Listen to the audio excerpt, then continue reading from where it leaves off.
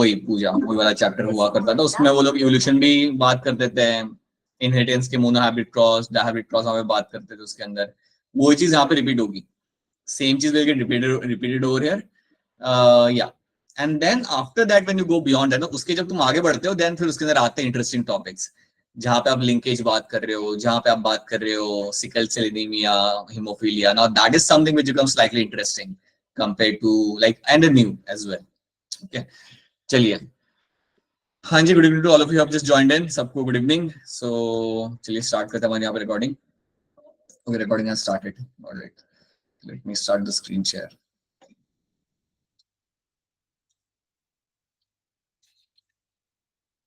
हाँ जी, तो ये है हमारा आज का चैप्टर, principle of inheritance and variation. ये आज हमने यहाँ पे स्टार्ट करना है, this is something we have to start with. And इसका वेटेज अगर आप यहाँ पे देखोगे तो लाइक अगर मैं आपको 2022 से लेकर 2019 तक का अगर आपको यहाँ पे आइडिया दूं कि कितने क्वेश्चंस आ रहे हैं, तो they are actually asking a good number of questions, right. 5 आ रहे 2019 में, 5 थे, 20 में 4 थे, देन 21 में 3 थे, अगेन 22 में आपके यहाँ पे 6 थे। So they have been asking consistently, they have been asking a good number of question from this chapter. जिसका वेटेज काफी अच्छा होता है, आपको 16 से 20 मार्क के क्वेश्चन अगर आपके यहाँ से आ रहे हैं, और चैप्टर भी काफी अच्छा है, इंटरेस्टिंग है, सीखने में भी मजा आता है, एंड क्वेश्चन सॉल्व भी आपके यहाँ पे हो जाता है, राइट। थोड़ा मैथमेटिकल पार्ट भी यहाँ पे आता है, तो that's kind of interesting over here. So this is a weightage you will get to see कि आपका वेटेज काफी अच्छा इस चैप्टर का, तो इसको प्लीज मिस मत करना। लेक्चर सारे लगा, और अगर लेक्चर मिस हो जाता है then please reach out to me, sir lecture miss हो गया, आप लिंक शेयर कर दो, so please do that, right. So आज का ऑब्जेक्टिव तो रहेगा यहाँ पे हमारा to understand the basics of genetics and inheritance, उसको हम यहाँ पे समझेंगे, and then will also move on to the monohybrid cross भी हम यहाँ पे आज देखेंगे, ठीक है। So what is genetics? Is a branch of biology that deals with the mechanism of inheritance and variation. ये आपकी वो ब्रांच है जहाँ पे आप समझते हो क्या होता है इनहेरिटेंस, क्या होता है आपका वेरिएशन यहाँ पे। अब आपको अगर मैं कुछ सिंपल एग्जांपल दूं, आप जानते हो that what is inheritance actually. That actually means कि आपके ट्रेड्स आपके ट्रांसफर किए जा रहे हैं, आपके ट्रेड्स जो आपके अंदर है वो आपके ट्रांसफर किए जा रहे हैं ऑफस्प्रिंग के अंदर। So when the traits are getting transferred from parent to offspring, that is your inheritance, उसको हम इनहेरिटेंस बोलते हैं। सिंपल एग्जांपल आप यहाँ पे देख लो कि यू हैव लाइक पेरेंट्स जिनके बेबीज काफी रिसेंबल करते हैं फादर से या मदर से, काफी रिसेंबल करते हैं। ऐसा कोई एग्जांपल आप बता सकते हो मुझे, कोई एक्टर का या किसी का एग्जांपल आप दे सकते हो जिसका जो लड़का है या लड़की है वो बहुत रिसेंबल करता है उसके पेरेंट्स से? Anyone can give me the example? Example? अरे वैसे बता दो, हाँ जी बताइए। सर सैफ अली खान। अरे बिल्कुल सैफ अली खान, सबसे बढ़िया एग्जांपल है वो। सैफ अली खान का लड़का सैफ अली खान से भी ज्यादा सैफ अली खान जैसा दिखता है, like is like so looks similar to Saif Ali Khan. So you can say it's a very good example of an inheritance of traits, right? कितना strong resemblance उसके अंदर आपको दिख जाता है। इवन शाहरुख खान के अंदर भी लाइक उसके भी जो लड़के होते हैं आपको काफी अच्छा रिजेम्बलेंस आपको मिल जाएगा with her daughter as well, his daughter as well, and as well as लड़का उसका जो है। So you can get to see it's very commonly seen, right? So you can see those inheritance of the traits happening, right? So it's a branch जो inheritance और variation को यहाँ पे सीखा, like आप इसको इसके में पढ़ोगे सीखोगे, okay? सो जैसे कि मैं बता रहा हूँ आपको यहाँ पे जेनेटिक्स डील करते हैं यहाँ पे दो टर्म से, आपका एक होगा यहाँ पे आपका इनहेरिटेंस और दूसरा आपका यहाँ पे टर्म होगा that's going to be the variation. अब एक चीज ध्यान रखना, वेरिएशन आपके लिए बहुत ज्यादा इंपॉर्टेंट है। वेरिएशन एक पॉपुलेशन में होने का एडवांटेज ये होता है that to adapt to the new changing environment. याद रखना, वेरिएशन का एडवांटेज ये होता है it helps in the adaptation, ये अडेप्टेशन करने में बहुत ज्यादा मदद करता है, right. Adaptation to what? With the new changing environment, उसके अंदर आप अडेप्ट कर पाते हो। सो अल्टीमेटली अडेप्टेशन अगर आप कर पा रहे हो अपने एनवायरनमेंट के साथ, अपने सराउंडिंग के साथ, right, ultimately that will lead to your evolution. So variation याद रखना एक्चुअली में आपको हेल्प करेगा फॉर द इवोल्यूशन। आप अडेप्ट कर पाते हो या एनिमल्स अडेप्ट कर पाते हैं and that will ultimately lead to the evolution. तो ये चीज भी आपको दिमाग में याद रखनी कि इवोल्यूशन जो आपका हो रहा है इतने सालों से with every organism on the planet, उसका रीजन आपका होता है variation in the population, right. Variation जो पॉपुलेशन के अंदर होता है वही आपको वहां पे लाइक उसकी वजह से आपके एनिमल्स अडॉप्ट कर पाते हैं और इवॉल्व कर पाते हैं। अगर हम एक सिंपल सा अगर मैं आपको यहाँ पे एग्जांपल दूं ना इवोल्यूशन का, अगर मैं आपको एग्जांपल दूं, सो पहले क्या किया गया था, like we were using DDT to kill the mosquitoes.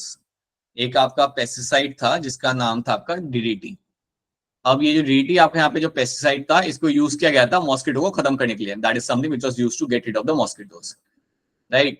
मतलब करा क्या जाता था, इसको पानी में जाके लोग स्प्रे करते थे. इसको सिंपली जाके पानी में स्प्रे करते थे और उसमें जो भी लार्वा होता था मॉस्किटो का, उसकी डेथ हो जाती थी. अब इंटरेस्टिंग चीज वहां पे क्या हुई कि जब लोगों ने ये यूज करना चालू किया स्टार्टिंग में, तो काफी सक्सेस हुआ. सक्सेस मतलब जब भी आप स्प्रे कर रहे हो, सडनली पॉपुलेशन कम हो गया मॉस्किटोज का, एंड पीपल वर हैप्पी कि चलो ये काम कर रहा है, it's a very good thing, it is been working very well, so everyone was quite happy. But actually में वहां पे क्या हो रहा था, अब आप समझो. अगर एक पॉन्ड के अंदर मॉस्किटो के वहां पे है अराउंड लेट्स से 1000 लार्वाज, एक पॉन्ड के अंदर वहां पे 1000 लार्वा है मॉस्किटो के. सो जब डीडीटी को स्प्रे किया जाता था, 1000 में से आप ये सोच लो कि 950 की हो रही है वहां पे death. Out of 1000 what is happening कि वहां पे 950 जो थे उनकी वहां पे हो रही है वहां पे death. So majority of them are dying. लेकिन इन 1000 में से कुछ 50 आपके रह जाते थे जो आपके सरवाइव कर जाते थे. So 50 of them were able to survive. तो 50 इतने आपके वहां पे लार्वा थे, वो आपके जिंदा रह गए. स्टोरी को समझो ध्यान से. एक पॉन्ड है, पॉन्ड में आपने गए, आपने अपना पेस्टिसाइड वहां पे डाला. पेस्टिसाइड डालने के बाद मेजॉरिटी ऑफ द लार्वा जो वहां पे थे मॉस्किटो के, उनके यहाँ पे डेथ हो गई. लेकिन कुछ वहां पे सर्वाइव कर गए. अब क्वेश्चन यहाँ पे आता है कि ये लोग सर्वाइव क्यों कर पाए. ये लोग सर्वाइव इसलिए कर पाए because they being having some variation in them. इनके अंदर कुछ तो वेरिएशन था, और वो वेरिएशन उन्हें हेल्प कर रहा था उस एनवायरमेंट के अंदर अडेप्ट करने के लिए, जो कि एनवायरमेंट अब काफी टॉक्सिक हो चुका था. तब भी ये लोग उसके अंदर सर्वाइव करके वहां पे अडेप्ट कर रहे थे. अब सिंपल सी बात है, अगर ये 50 मॉस्किटो लार्वा मेरे सर्वाइव कर गए, तो ये भी रिप्रोड्यूस करेंगे, they will increase their number. And what happened, ये जो 50 आपके यहाँ पे बच चुके थे, इन्होंने रिप्रोड्यूस करना चालू किया, right. And sooner you had a population, कुछ ही टाइम के बाद आपके पास इनमें से इतना अच्छा खासा पॉपुलेशन बन चुका था. अब जो भी पॉपुलेशन इसमें से बनेगा, तो वो सारा के सारा पॉपुलेशन समझो इसमें से 10,000 और हमने यहाँ पे मॉस्किटो लार्वा बना लिए.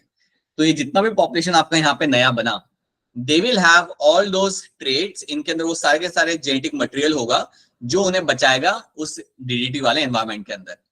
सो हुआ क्या, initially it was very successful इसका यूज करना. But later on people realise कि अब ये काम नहीं कर रहा, मॉस्किटो का नंबर बढ़ने लगा, and it was no longer useful. So that is when people realise कि इवोल्यूशन इस तरीके से आपका, that was one of the example of evolution.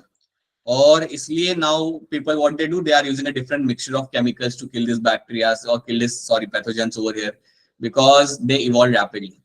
सो ये बात याद रखना कि वेरिएशन होना is very important in the population, because इसके वजह से ही आप अडेप्ट कर पाते हो. एक और एग्जांपल आपको यहाँ पे दूंगा. जब कोविड हुआ था, तो पॉपुलेशन के अंदर सबको ऐसा नहीं था कि सबको कॉमन सिम्टम्स थे. कुछ लोगों को बड़े माइल्ड सिम्टम्स थे, कुछ लोगों को एडमिट करना पड़ा था हॉस्पिटल के अंदर, कुछ लोगों को वेंटिलेटर पे रखना पड़ रहा था. So why that was happening, again that is because of the variation. We are not all same, we have differences among ourself. Even though हम लोग लाइक काफी 99% हमारा डीएनए सेम होता है, but we still have a variation, and that variation is important. आप सोचो कि अगर हर एक जैसा डिट्टो होता ना, सेम, अगर बिल्कुल जेनेटिक लेवल पे अगर हम सेम होते हैं, तो हम कभी सरवाइव नहीं कर पाते कोई भी चेंजिंग हैबिटेट के अंदर, सबकी डेथ हो जाती.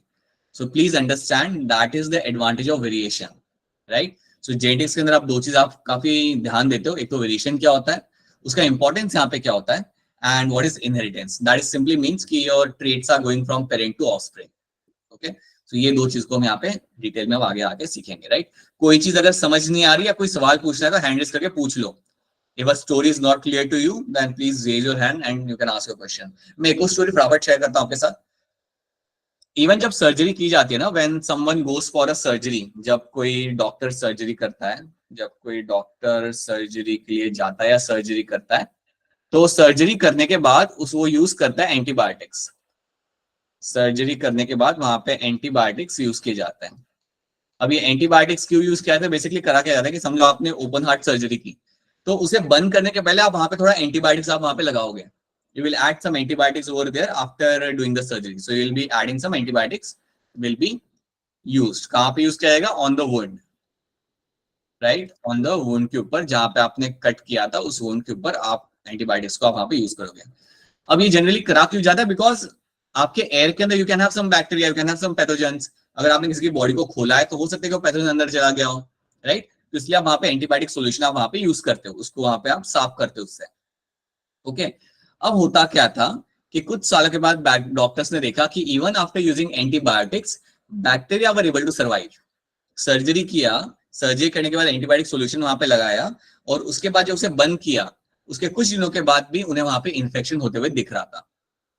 And that was happening because bacteria के अंदर भी आपको वेरिएशन आपको मिल जाता है and bacteria were evolving. So bacteria were evolving और वो इतने इवॉल्व कर चुके थे कि उस एनवायरमेंट के अंदर वो लोग वहां पे सर्वाइव कर पाए। सो बैक्टीरिया का भी एक बहुत बढ़िया एग्जाम्पल है जिसके अंदर आप इवोल्यूशन होते हुए आप देख सकते हो। एंड दैट्स व्हाई हमेशा जब भी कोई नया बैक्टीरियल डिजीज आता है तो उसके लिए आपको एक कॉम्बिनेशन में आपको यूज करना होता है एंटीबायोटिक्स, क्योंकि कई बार वो एक एंटीबायोटिक अगर आप यूज करो तो वो यूज हो जाता है उसको लेके and they evolve. So you always use them in combination ताकि वो इवॉल्व ना कर पाए। तो यहाँ पे भी आपको ऐड करना है this is a story of a bacteria getting evolved. So I am just giving you couple of examples of variation, और ये वेरिएशन के एग्जांपल आप अभी भी याद रखना और फ्यूचर में भी याद रखना क्योंकि ये इवोल्यूशन वाले टाइम में भी हम इसे याद करेंगे। Okay, now what is meant by variation? The degree by which progeny differs from their parent as among themselves, right? जो भी आपको वेरिएशन आपको मिल रहा है that means जो भी एक डिग्री तक आपके प्रोजेनी डिफर कर रहे हैं पेरेंट्स के साथ, right? और among themselves, that's a variation, right? What is meant by inheritance? Inheritance is a process by which character are passed from parent to offspring. जो हमने यहाँ पे डिस्कस किया था, आपके जो कैरेक्टर्स यहाँ पे पास हो रहे हैं that is something called as my inheritance, right? अब हम बात करते हैं हमारे यहाँ पे ग्रेगर मेंडल के बारे में। सो इनके एक्सपेरिमेंट यहाँ पे क्या थे इनके बारे में हम थोड़ा सा बात करते हैं डायरेक्टली। सो ग्रेगर मेंडल की बात करने के पहले मैं आपको थोड़ी चीजें बताना चाहूंगा कि इनके लाइफ के बारे में एक दो चीज हम यहाँ पे याद रखेंगे। जैसे कि Gregor Mendel was from Austria and he was a monk. He was a monk. Someone has a question, क्या दिल्ली ग्रुप स्टूडेंट प्लीज? अच्छा, ओके। सो मैम ने एक शेयर किया है फॉर्म वहां पे, नेहा मैम ने, सो मेक श्योर कि आप उसे फिल कर दीजिए फटाफट, ठीक है। सो मेंडेलियन एक्सपेरिमेंट याद रखना आप यहाँ पे कि मेंडल जो हमारे थे, ग्रेगर मेंडल जो हमारे यहाँ पे the individual who was there, he was a monk, right, and he did his studies on the pea plant. ये मॉन्क थे और इन्होंने पी प्लांट के ऊपर स्टडीज की थी अपने। सो पी प्लांट के ऊपर इन्होंने काफी ज्यादा स्टडी की थी। अब अगर आपको कोई पूछा कि पी प्लांट के ऊपर इन्होंने जो काम किया था, इन्होंने जो भी अपना यहाँ पे एक्सपेरिमेंट किया था, पी प्लांट के ऊपर ही किया था, उन्होंने इसके ऊपर कई सारे एक्सपेरिमेंट किए थे, राइट। और ये जो एक्सपेरिमेंट इन्होंने यहाँ पे किए थे वो कोई 1 महीने 2 महीने के लिए नहीं किए थे। He did all those experiment for 7 years। For 7 years he did the studies on those P plant. 7 साल के लिए उन्होंने इसके ऊपर वहां पे स्टडी किया था, राइट। एक बात आप लोग यहाँ पे जानते हो कि ग्रेगर मेंडल जो हमारे यहाँ पे इंडिविजुअल थे, he was also called as the father of genetics. ये चीज आप लोग जानते हो, he was called as the father of genetics, right. और एक और चीज आप यहाँ पे याद रखना, काफी इंटरेस्टिंग चीज है कि इन्होंने अपनी जो स्टडीज की थी ना वो काफी लेट एज पे की थी। So Mendel actually did his studies in the age of 28 years of age. तो वहां पे उन्होंने फिजिक्स भी पढ़ा था, 28 साल की उम्र में जाके उन्होंने फिजिक्स पढ़ा था। So he went to University of Vienna, वहां पे उन्होंने फिजिक्स पढ़ा था और उसके साथ साथ ही also studied botany as well. So botany और फिजिक्स के अंदर उन्होंने अपना ग्रेजुएशन किया था and that too in the age of 28 years of age. Imagine, उस एज में जनरली आज के डेट पे कोई पढ़ाई करता नहीं है, right, but he was the one who went into the school, went into the university, और वहां जाके उन्होंने फिजिक्स और बॉटनी सीखा था, पढ़ा था वहां पे, ओके। अब एक और चीज आप यहाँ पे याद रखना which is kind of sad actually, that Gregor Mendel ने जब अपना काम किया था ना, जब उन्होंने अपने एक्सपेरिमेंट वहां पे किए थे, जब उन्होंने अपना काम किया, अपना डेटा बनाया, राइट, आगे रखा अपने काम को, तो उनके काम को किसी ने इनिशियली एक्सेप्ट नहीं किया। सो जब उन्होंने अपनी थीसिस लिखी और जब उन्होंने वो थीसिस सामने रखी लोगों के सामने, बोर्ड के सामने, साइंटिफिक बोर्ड के सामने, तो उनके काम को एक्सेप्ट नहीं किया गया था इनिशियली। और उनके काम को एक्सेप्ट नहीं इसलिए किया गया था बिकॉज उनका काम थोड़ा एडवांस था। ये बात उन्हें समझ नहीं आ रही थी। दे वर थिंकिंग कि यार ये काम, मतलब उनको समझ ही नहीं आ रहा था। Like I tell you the example over here, one of the reason was Gregor Mendel was using mathematics. He was using mathematics in his experiment. तो ये जब अपने एक्सपेरिमेंट यहाँ पे कर रहे थे तो उसके अंदर वो मैथमेटिक्स को यहाँ पे यूज कर रहे थे। सो ही वाज यूजिंग मैथमेटिक्स। अब मैथमेटिक्स या मैं बोलूंगा स्टैटिस्टिक्स भी मैं यहाँ पे बोल सकता हूँ, वो यहाँ पे यूज कर रहे थे। अब ये चीज यूज करना is not common at that point of time. ये चीज यूज करना वो टाइम पे कॉमन नहीं था, बल्कि जो मेंडल कर रहे थे वो काफी एडवांस था। आज की डेट में हर एक रिसर्च के अंदर आप मैथमेटिक्स यूज करते हो, उसके अगर काम नहीं चलता। But back then people were like यार बायोलॉजी का काम है and he is using some mathematical data या टूल्स यहाँ पे यूज कर रहा है। So people that's why didn't accepted his work. इनके काम को रिकग्नाइजेशन मिला इनकी डेथ के बाद, इनके डेथ के लगभग 9 इयर्स के बाद कुछ दूसरे साइंटिस्ट थे जिन्होंने बोला कि जो मेंडल कह रहे थे वो बिल्कुल सही था. And after that he was given a father of genetics का टैग. उसके पहले उनको कभी रिकग्नाइजेशन कभी मिला ही नहीं था. सो ये बात भी याद रखना that one of the reason he was work was not recognised was he was using mathematics over there. But that actually become the reason जिसकी वजह से उनके काम को बाद में एक्सेप्ट किया गया, because he was doing everything very precisely and it was very correct. ठीक है, तो ये कुछ बेसिक बात है उनके बारे में आप यहाँ पे याद रख सकते हो जिसको हम वापस एक बार फिर देखेंगे. Okay, so Gregor Mendel was the father of genetics. He was the first to demonstrate the mechanism of transmission of character from one generation to another. So एक से दूसरी जनरेशन के जो आपके कैरेक्टर जाते हैं वो इन्होंने हमें यहाँ पे बताया था. Right? He published his result of his studies under the title Experiments on Plant Hybrids. So ये इनका टाइटल था अपनी स्टडीज का और ये इन्होंने बाद में पब्लिश किया था. एक बार फिर बता रहा हूँ, पब्लिश करने के बाद इनके काम को रिकग्नाइजेशन नहीं मिला था, बल्कि लोगों ने एक्सेप्ट भी नहीं किया था. People were not able to understand कि ये they were not able to understand, they were not able to make sense out of it, क्योंकि उसके अंदर काफी ज्यादा लाइक मैथमेटिकल टूल्स यूज किए गए थे एंड दे वर लाइक कि this is something which is not acceptable, ऐसा था. Right, but later on it was proved that he was right. अब एक और बात याद रखना कि एक रीजन ये भी था उनके काम को एक्सेप्ट ना करने का, because there was this person who is called as a father of evolution. Father of evolution का नाम क्या है? कौन थे father of evolution? अरे वैसे ही बता दो, who was the father of evolution?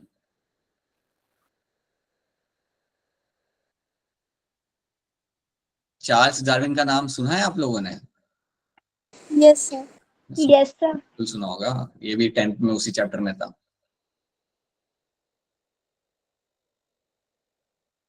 तो चार्ल्स डार्विन जो आपके यहाँ पे थे, चार्ल्स डार्विन ने अपना काम पब्लिश किया था बिल्कुल थोड़े दिन पहले. आप ऐसे सोच लो कि ग्रेगर मेंडल ने जो अपना काम दिया था उसके कुछ ही महीने पहले चार्ल्स डार्विन ने अपनी थ्योरी ऑफ इवोल्यूशन सामने रखी थी.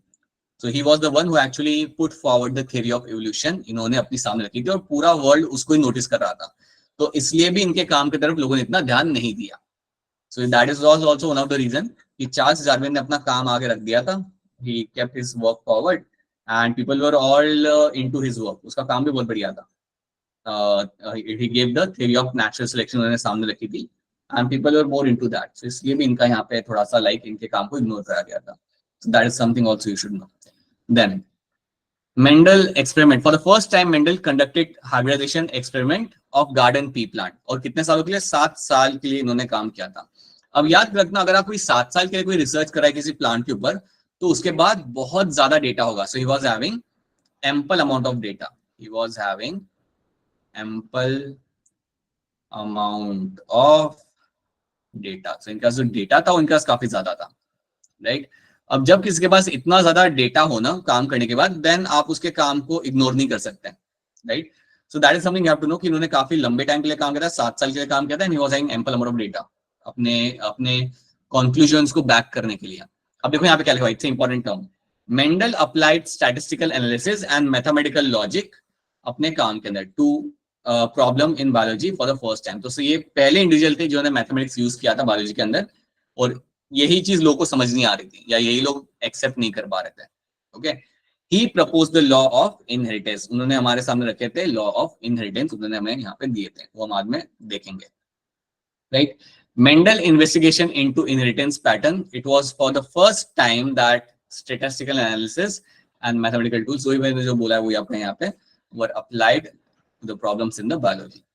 His experiment had a large sample size. उनका sample size काफी बड़ा था, which gave greater credibility to the data he collected. मैंने आपको बोला कि उसका डेटा बहुत ज्यादा था. राइट, उनका सैंपल साइज ज्यादा था, उनका डेटा काफी ज्यादा था. तो उसकी वजह से like you can see that कि उनके काम को ज्यादा क्रेडिबिलिटी वहां पे मिली. इसके वजह से काफी लेट मिली लेकिन बाद में मिली. So that is something you have to know. Right, अब यहाँ पे हम क्या करेंगे, हम पी प्लांट को यहाँ पे हम थोड़ा सा देखेंगे. So let's try to see something about the pea plant. So एक पी प्लांट को जब आप ऑब्जर्व करते हो, a pea plant will be having certain contrasting characters. Right, एक पी प्लांट के अंदर आपको कई सारे आपको कॉन्ट्रास्टिंग कैरेक्टर मिलते हैं. यहाँ पे हम 7 पेयर ऑफ कॉन्ट्रास्टिंग कैरेक्टर को हम यहाँ पे देखेंगे. तो ये जो आपके 7 पेयर्स ऑफ कॉन्ट्रास्टिंग कैरेक्टर है वो आपके यहाँ पे कुछ इस तरीके से है. You have a seed shape जो आपका यहाँ पे हो सकता है राउंड या wrinkled. Okay, you can have a seed color which can be either your yellow or green. you can have a flower which can be either violet or white. ठीक है, अब एक बात यहाँ पे याद रखना है, यहाँ पे कुछ चीजें लिखी हुई इन्होंने ऊपर, that is they have written something like a dominant recessive, यहाँ पे लिखा हुआ है। अब मैं इसको सिंपल तरीके से बताता हूँ। अगर आप पी प्लान को देखते हो, अगर आप पी प्लान को देखते हो, मेंडल के टाइम की बात कर रहा हूं मैं, अगर आप मेंडल जब जाके पी प्लान को देखता था तो majority of the pea plant were having round colour का शेप का seed, majority of them were having the round colour के शेप। ओके, अगर आपको राउंड कलर के शेप के सीड आपको मिल रहे हैं मेजॉरिटी ऑफ, अगर 10 में से 7 आपको सीड राउंड मिल रहे हैं तो समझ जाना that is a dominant trait.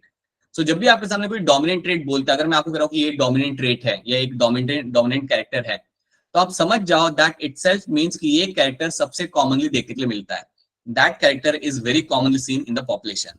तो अगर कभी कोई आपको कहता है कि it is going to be a dominant trait, अगर कोई आके आपको कहता है it is going to be a dominant trait, तो समझ जाना it is a common character, it is a common character, ये ज्यादा आपको देखने के लिए मिलेगा, it is going to be seen commonly, ये कॉमनली आपको देखने के लिए आपको मिल जाएगा। सो it's a commonly seen character, right. तो अगर मैं कह रहा हूं यहाँ पे कि आपका फ्लावर कलर के अंदर पी प्लांट में 2 टाइप के फ्लावर होते हैं, एक होता है वायलेट, एक होता है आपका white.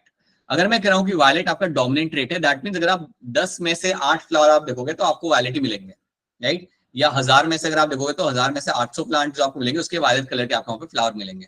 So that is the dominant rate. तो याद रखना, डोमिनेंट मतलब जो ज्यादा कॉमनली मिलता है और ज्यादा पॉपुलेशन में देखने के लिए मिलता है, राइट।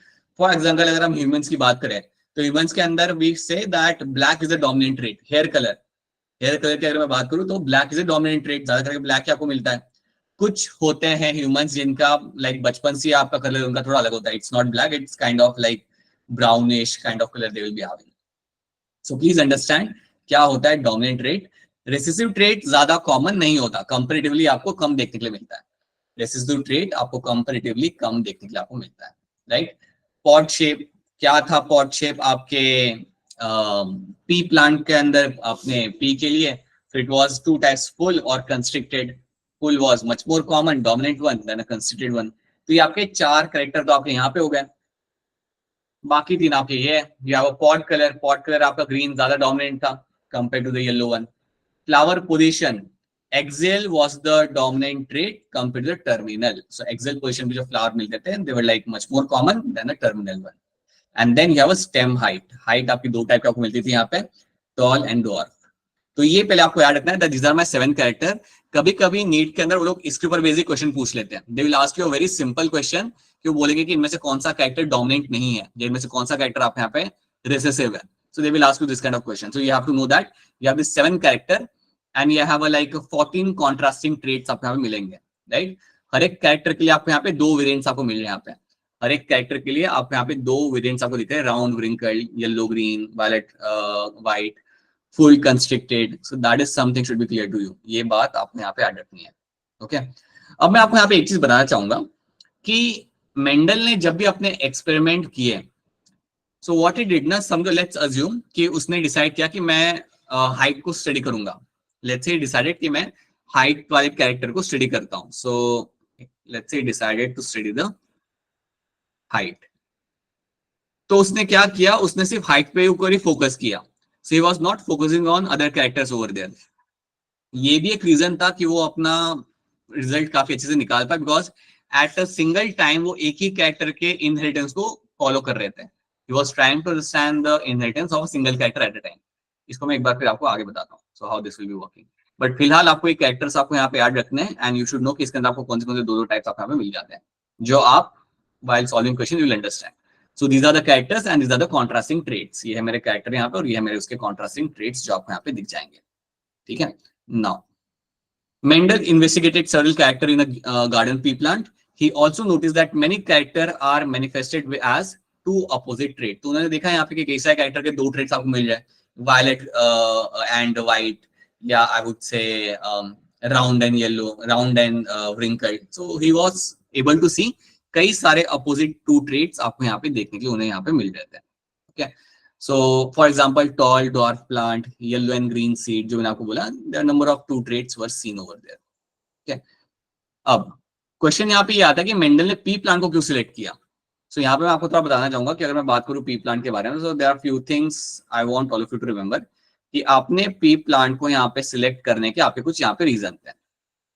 पहला रीजन आपका यहाँ पे ये था that it can B grown easily, short life span, बिल्कुल से Anshika, right, it can B grown easily, it has a short life span, right, large sample, वो तो हमने निकाला, सैंपल तो हमने निकाला था, so you have a short life span, या आप इसको ऐसे भी लिख सकते हो शॉर्ट लाइफ को, दे have a shorter life cycle, they have a shorter life cycle. अब शॉर्टर लाइफ साइकिल का मतलब यहाँ पे होता है कि ये काफी जल्दी मेच्योर होकर रिप्रोड्यूस करने के लिए रेडी हो जाता है।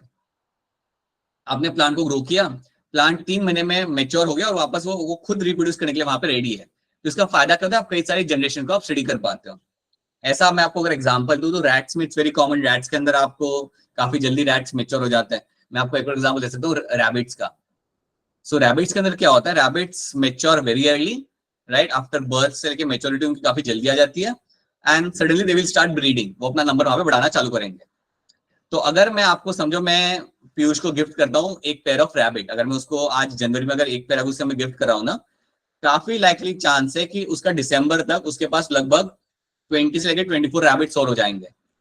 दे mature very early and they start reproducing very early, right. So that is something which happens. So इनके साथ भी वैसा ही था, ये प्लांट्स का लाइफ साइकिल काफी शॉर्ट था, so they were adding new progeny very quickly, right. इसका फायदा ये होता है कि आप ज्यादा जनरेशन आप स्टडी कर पाते हो, कि पहले प्लांट के बेबीज को आपने स्टडी किया, प्रोजेनी को स्टडी किया, देन उसके प्रोजेनी को आपने स्टडी किया, so you can actually do that when you have a shorter life cycle. Okay, then याद रखना they were my annual plants, ये थे मेरे यहाँ पे एनुअल प्लांट्स। एनुअल प्लांट्स अगर मैं यहाँ पे कह रहा हूँ तो समझ जाओ कि ये through out the year grow करते हैं, मतलब इनका कोई सीजनल नहीं होता, ये they can reproduce, they can grow through out the year, पूरे साल ये ग्रो करेंगे, रिप्रोड्यूस करेंगे, इनका कोई सीजन यहाँ पे नहीं होता था। Okay, they were having contrasting characters, ये तो हम जानते हैं यहाँ पे, they were having contrasting characters आपको यहाँ पे मिल जाते हैं, सो वो भी एक बड़ा ही इंपॉर्टेंट रीजन था यहाँ पे, so that he can grow them. Flower का साइज काफी अच्छा था, they were having large flowers, they were having large flowers, flowers काफी यहाँ पे अच्छे साइज के थे यहाँ पे, right, and they were producing a large number of seed, उसके साथ they were producing a large number of seed, यहाँ पे they were producing a large number of seeds. So seed का प्रोडक्शन भी यहाँ पे आपका काफी अच्छा आपको यहाँ पे होते हुए आपको यहाँ पे मिल जाता था। अब फ्लावर के कॉन्टेक्स्ट में आप एक और बात याद रखना, that they were my bisexual flowers. तो ये प्लांट के अंदर जो आपको फ्लावर यहाँ पे दिख रहे थे, जो फ्लावर आपको यहाँ पे दिख रहे थे, दे वर माय बायसेक्सुअल फ्लावर्स। यहाँ पे आपको बायसेक्सुअल फ्लावर्स देखने के लिए आपको मिलते हैं, यस, बायसेक्सुअल फ्लावर था आपके यहाँ पे ये, and they were carrying out. So bisexual flower का यहाँ पे फायदा ही होता है बेटा, that you can carry out self pollination. हाँ जी, बिल्कुल सही बात है बेटा, आपका यहाँ पे आंसर बिल्कुल आपका सही यहाँ पे, कि ये लोग सेल्फ पॉलिनेशन काफी आसानी से कर सकते थे। नाउ अंडरस्टैंड, यहाँ पे ध्यान दो आप लोग, that when you have a bisexual flower, तो उसके अंदर सेल्फ पॉलिनेशन आपका काफी आसानी से आपका हो जाता है, और आप भी चाहो तो अपने एंड पे भी आप करा सकते हो, जो हम कहते हैं आर्टिफिशियल सिलेक्शन ना, वो भी आप यहाँ पे कर सकते हो। So self pollination was very commonly seen in them, self pollination आपको यहाँ पे काफी इजीली होते हुए आपको यहाँ पे मिलता था, so that was also one of the advantage. ठीक है, तो ये कुछ चीजें आपको याद रखनी कि यार ग्रो कर सकते थे उन्हें इजीली, शॉर्टर लाइफ स्पैन था, एनुअल प्लांट्स थे, they were showing some contrasting characters, large flowers, and they were producing a large number of seed, right, and they were all my bisexual flowers। so ये कुछ मेरे यहाँ पे traits है, they were some of the traits जिसकी वजह से इसने ये यूज किया था, पी प्लांट यहाँ पे यूज किया था, राइट। अगर कोई आप ऐसा एनिमल लेते हो ना, या आप प्लांट लेते हो जिसका लाइफ साइकिल काफी लंबा होता है, देन आप ज्यादा जनरेशन आप स्टडी नहीं कर पाओगे। अब समझो अगर मैं डिसाइड करता हूँ कि मुझे एलिफेंट के अंदर इनहेरिटेंस स्टडी करना है, तो मेरा तो काम खत्म ही नहीं होगा। लाइक एलिफेंट को बचपन से लेके मैच्योर होने में उसके लग जाते हैं लगभग 12 साल। वो 12 साल के बाद वो रिप्रोड्यूस करेगा, देन उसका और 22 मंथ्स का gestation period, then I will have one baby, then I will have to wait for again 12 years, right. So please understand, आप कभी नोटिस करना जितने भी लैब के अंदर काम होते हैं ना जेनेटिक्स के ऊपर, उसमें वो लोग ऐसा एनिमल यूज करेंगे, या ऐसा सैंपल यूज करेंगे, या ऐसा बायोलॉजिकल एंटिटी यूज करेंगे जिसका लाइफ साइकिल शॉर्ट होगा। अगर आपने ये चैप्टर पढ़ा है तो आपने नाम सुना होगा ड्रोसोफिला का, ड्रोसोफिला लोग यूज करते हैं लैब के अंदर, right, insect having a shorter life cycle. या अब आप फ्यूचर में आप सीखोगे दे यूज जेब्रा फिश लोग यूज करते हैं, अगेन है शॉर्टर लाइफ साइकिल, जल्दी डिवाइड करती है, नंबर बढ़ाती है। So that is something you have to understand all the way कि आपके जेनेटिक्स के अंदर आप प्लांट या एनिमल ऐसा यूज करते हो हमेशा which has a shorter life cycle. That's when you can understand the inheritance. तभी तो आप सीख पाओगे कि उसका inheritance कैसे हो रहा है, right? So that's something you have to know. यही चीजें यहाँ पे लिखी हुई, you can have a look at those things later on. इस चीजों को आप बाद में सुकून से घर पे बैठ के पढ़ सकते हो. ये सब मैंने यहाँ पे आपका मेंशन कर दिया. So this is something you have to know. Okay? अब यहाँ पे मैं आपको कुछ चीजें समझाऊंगा, इस पे आप ध्यान देना. बट ये सब देखने के पहले मुझे ये बताओ कि यहाँ तक चीजें आपको समझ आ रही है. Are the things clear to all of you यहाँ तक? I hope things are very much clear to you यहाँ तक सबको. और कोई चीज समझ नहीं आ रही तो बोल दो, और प्लीज अनम्यूट करके बोलो. चैट में लिखने से ज्यादा बेटर है कि अनम्यूट करके बोल दो कि सर ये नहीं आ रहा, या ये वापस बता दो, या व्हाटएवर, राइट? ठीक है. Alright, so let's talk about few things over. Like यहाँ पे हम बात करते हैं जीन के बारे में. What is gene, right? तो जब भी आपके सामने टर्म आएगा ना कि जीन क्या होता है, so gene is nothing but a unit of inheritance. अब ये सेंटेंस से ज्यादा कुछ पता नहीं चलता, बट याद रखना it's a unit of inheritance, right? Gene को हम इवन कह सकते हैं as a small segment of DNA. Gene को हम इवन बोल सकते हैं यहाँ पे as a small segment of DNA. अब मैं आपको यहाँ पे समझाता हूँ. समझो ये आपका डीएनए है, ये आपका डीएनए है, और डीएनए के अंदर आपको मिलेंगे कई सारे जीन्स. तो समझो ये आपका डीएनए यहाँ पे लगा हुआ है, और डीएनए के अंदर मैं बनाता हूँ यहाँ पे, लेट्स से यहाँ पे एक छोटा सा जीन है, देन यहाँ पे एक छोटा सा आपका जीन है, यहाँ पे एक छोटा सा एरिया है, उसे हम जीन बोल सकते हैं. Here you have one small segment which is a gene. तो ऐसे कई सारे सेगमेंट आपके डीएनए के अंदर आपको मिलेंगे जिनको हम बोलेंगे एज अ जीन. अब सवाल ये आता है कि यार ये जीन क्या करते हैं, बनाते क्या है, वो हम नहीं देखेंगे, वो हम बाद में देखेंगे. बट ये करते क्या है? ये कंट्रोल करते हैं सर्टेन कैरेक्टर को. They are known to control certain character. ये जनरली जीन्स जो आपके यहाँ पे होते हैं, एक सिंपल तरीके से समझ यहाँ पे कि ये लोग चीजों को कंट्रोल करते हैं, कंट्रोल. ठीक है. अब याद रखना आपके डीएनए के अंदर you have around 30,000 genes, right? हर एक जीन का कुछ ना कुछ काम होगा. फॉर एग्जांपल आपके डीएनए में कोई जीन होगा जिसका काम होगा आपके हेयर कलर को कंट्रोल करना. आपके जीन में कोई ऐसा डीएनए में कोई ऐसा जीन होगा जिसका काम होगा कंट्रोल करना आपके स्किन कलर को, right? So they control certain character. They are known to control certain type of character. So that is something you have to know. Genes are known to control certain kind of character. और यही होते हैं जो inherit किए जाते हैं. यही होते हैं जो आपके इनहेरिट किए. जो आपका जब डीएनए आपका जा रहा है पेरेंट्स में से, अगर मेरे ऑफस्प्रिंग के अंदर अगर डीएनए जा रहा है, तो डीएनए के अंदर क्या है? जीन्स ही है ना. और वो जीन्स की वजह से ही वो लड़का मेरे जैसा दिख रहा है, राइट? या सैफ अली खान का लड़का सैफ अली खान जैसा दिख रहा है, right? So that is something you have to know. So that is something should be clear to you, that gene is nothing but a small segment of DNA, and they are known to control certain characters. They are known to control certain characters, and they are very important.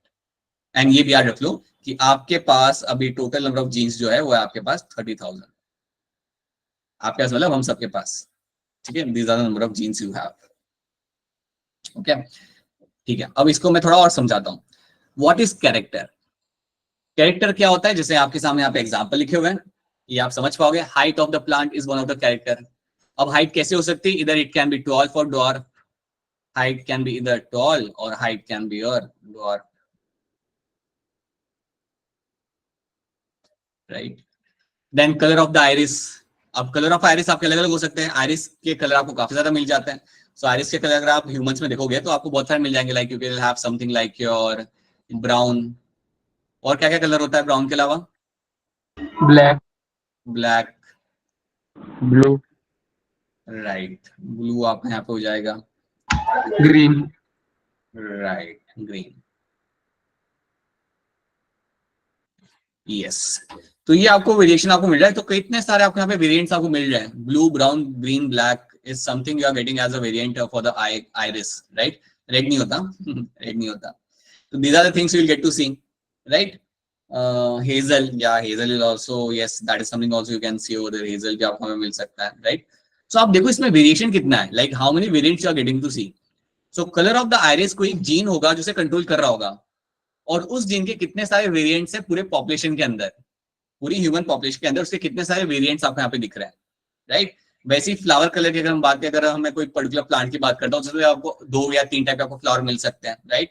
So that's a character. अगर मैं बात करूं hair या फर colour की, फर मतलब animal का जो फर होता है ना, उसकी अगर मैं बात करूं, अगर मैं डॉग्स के फर की बात करूं, so again you have different variants in them. You can have, अगर मैं लैब्राडोर की बात करूं तो लैब्राडोर में आपको ब्राउन कलर का फर मिल जाता है. Then you have black colour का, you can also have white colour का फर आपको वहां पे मिलेगा. So these are all variants, these are all going to be variants over here. Okay, shape of seed, round और wrinkled. So please understand, एक single character के अंदर आपको अलग अलग वेरिएंट्स आपको मिल सकते हैं. कई बार आपको सिर्फ 2 वेरिएंट मिलेंगे, या कई बार आपको एक सिंगल कैरेक्टर के आपको बहुत ज्यादा वेरिएंट्स मिल सकते हैं पूरे पॉपुलेशन के अंदर. तो ये बात आपको याद रखनी है, व्हाट इज अ कैरेक्टर और उसके वेरिएंट्स क्या होते हैं. ये चीज आपको याद रखनी है कि कैरेक्टर जब मैं कह रहा हूं तो उसके वेरिएंट्स आपको अलग अलग आपको यहाँ पे मिल सकते हैं. Okay, now let me give you the example over here. समझो आपको यहाँ पे क्रोमोसोम्स है. अब यार इतना मैंने आपके 2 क्रोमोसोम बनाए यहाँ पे. 2 इसलिए बनाया because all of you know that we are all diploid. हम सब डिप्लॉयड होते हैं, इसलिए मैंने यहाँ पे 2 क्रोमोसोम बनाए. इसको लेके कोई कंफ्यूजन होना चाहिए. We all have 2 sets of chromosome. अगर ये मेरा क्रोमोसोम नंबर 5 है तो उसकी एक और कॉपी मुझे वहां पे मिलेगी ही मिलेगी. उसकी एक और कॉपी मुझे वहां पे मिलेगी, right. Similarly if I make a chromosome number 6 तो उसकी एक और कॉपी वहां पे खड़ी होगी, because we are all diploid, right. और majority of the plants and animals are always going to be diploid. चलो प्लांट्स में तो एक्सेप्शन मिल भी जाएगा आपको कि डिप्लॉयड से ज्यादा आपको कभी कभी आपको मिल सकता है, बट एनिमल्स के अंदर it is always going to be diploid, right. So ये क्रोमोसोम नंबर 6 है, तो इसकी एक और कॉपी यहाँ पे होगी. अभी जो मैंने लाइन यहाँ बनाई, that's a gene. That's basically a gene. So basically chromosome will have the genes, मतलब DNA will form a chromosome and will have a gene, right? तो यहाँ पे जीन लगा हुआ है. अब जीन जो आपके यहाँ पे लगा हुआ है, इसके अंदर you will have genes के कई सारे टाइप्स होते हैं. मतलब जीन के पास आपको 2 वेरिएंट्स आपको मिल सकते हैं. You can have variant 1 over here. यहाँ पे एक आपका वेरिएंट है, right? That's one variant. और वैसे ही आपको वेरिएंट आपको यहाँ पे मिलेगा. ऐसे समझ नहीं आएगा आपको. मैं आपको एग्जाम्पल देता हूँ. फॉर एग्जाम्पल, यहाँ पे मेरा ये जीन लगा हुआ है और ये जो जीन है मेरा यहाँ पे ये कंट्रोल कर रहा है हाइट को. ये मेरा जीन जो यहाँ पे लगा हुआ है, इसका काम है ये हाइट को कंट्रोल करेगा. तो इसके यहाँ पे 2 टाइप्स आपको मिलेंगे. यहाँ पे 2 टाइप्स ही आपको मिल सकते हैं. And these 2 types over here are called as my alleles. ये जो 2 टाइप्स आपको यहाँ पे दिख रहे हैं, these 2 types over here are called as my alleles. You call them as a alleles. तो ये बात याद रखना कि आपके अंदर 2 से ज्यादा एलील आपको नहीं मिलेंगे. एक जीन के लिए आपके अंदर 2 से ज्यादा एलील आपको कभी नहीं मिलेंगे, right. So you can not have more than 2 alleles inside your body, inside your like chromosomes, right. अगर मैं यहाँ पे बनाता हूँ ना, लेट्स से मैं बता रहा हूँ यहाँ पे आपका क्रोमोसोम नंबर 4 और उसकी मैंने यहाँ पे एक और कॉपी बना दी, उसकी मैंने यहाँ पे एक और कॉपी बना दी, क्रोमोसोम 4 की मैंने यहाँ पे एक और कॉपी बना दी, राइट. अब यहाँ पे समझो लगा हुआ है जीन आपका, जीन फॉर योर जो कंट्रोल करता है आपका यहाँ पे आपके आंखों का कलर, आइरिस का कलर, राइट. सो यहाँ पे आपका जीन में लगा के रखा हुआ है. ये क्या कंट्रोल कर रहा है आपका यहाँ पे? It is controlling the iris का कलर. तो आपको इसके अंदर कितने एलील मिल सकते हैं? सिर्फ 2 ही मिल सकते हैं. You can only have 2 alleles.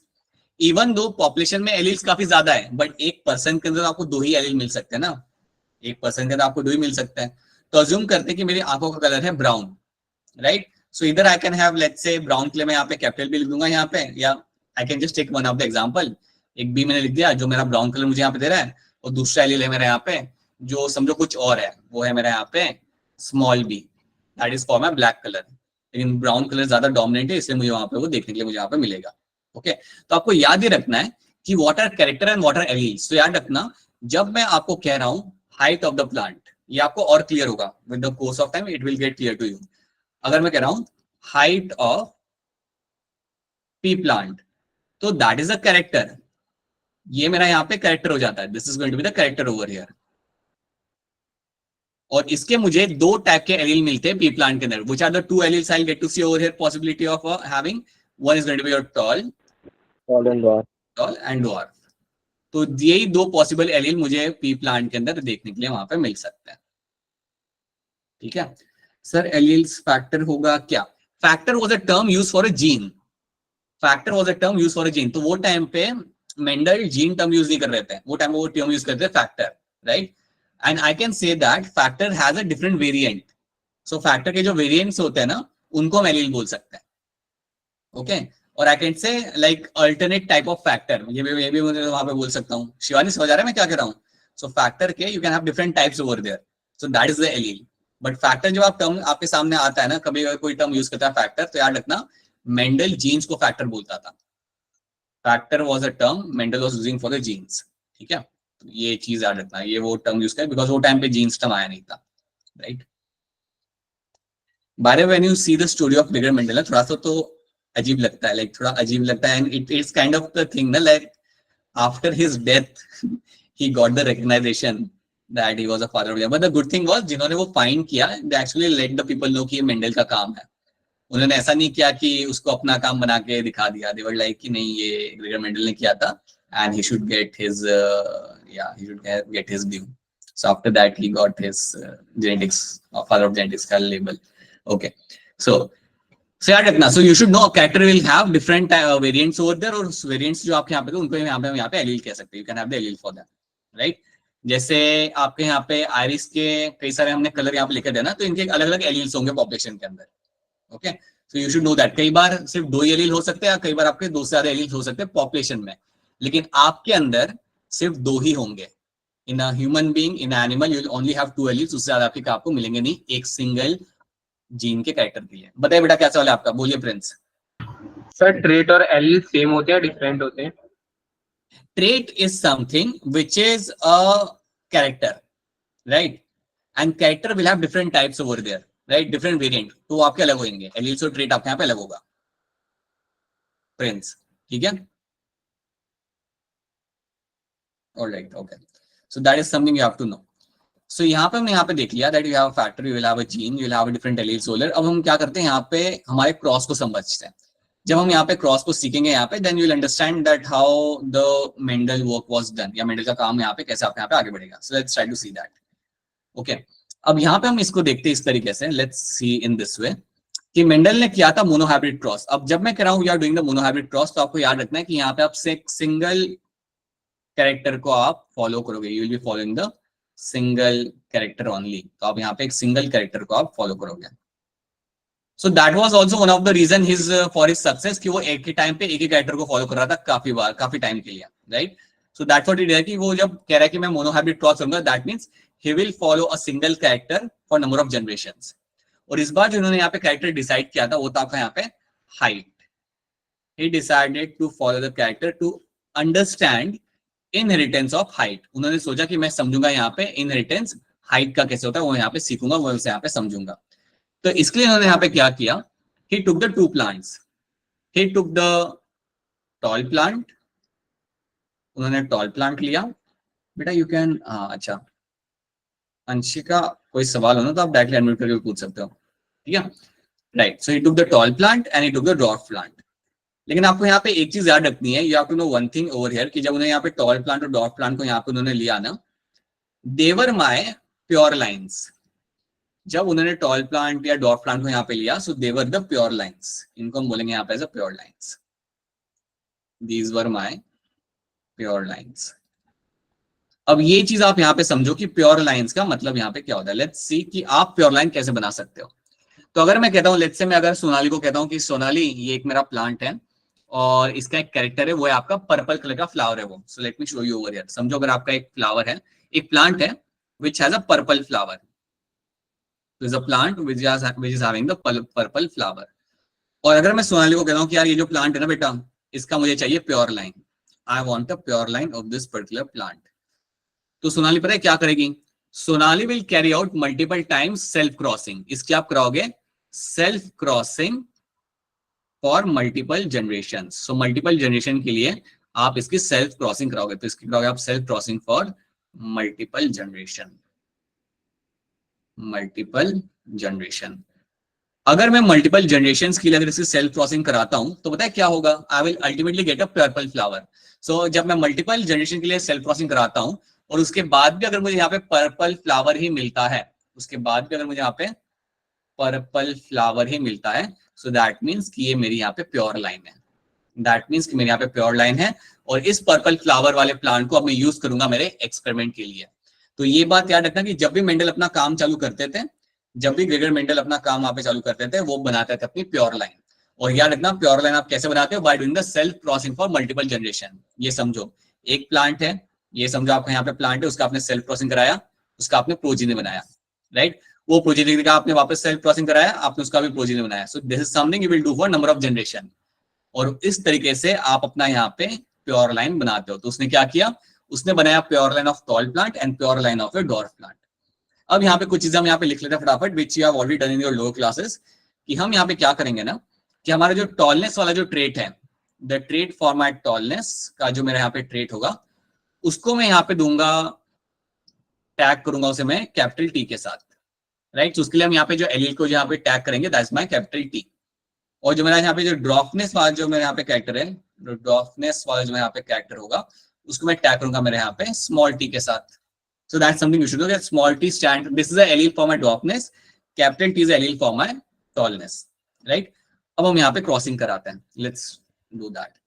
तो इन्होंने लिया मेरा pure line, that means capital T यहाँ पे लिया, मतलब एक प्लांट लिया which was tall, right? अब दो बार मैंने यहाँ पे टी लिखा है because we are all diploids and plants are also diploid, right? जो पी प्लांट है वो यहाँ पे डिप्लॉयड ही था, इसलिए मैंने यहाँ पे दो बार टी लिया यहाँ पे, राइट? इसको मैं क्रॉस करूंगा यहाँ पे स्मॉल टी के साथ, that is for my dwarf plant.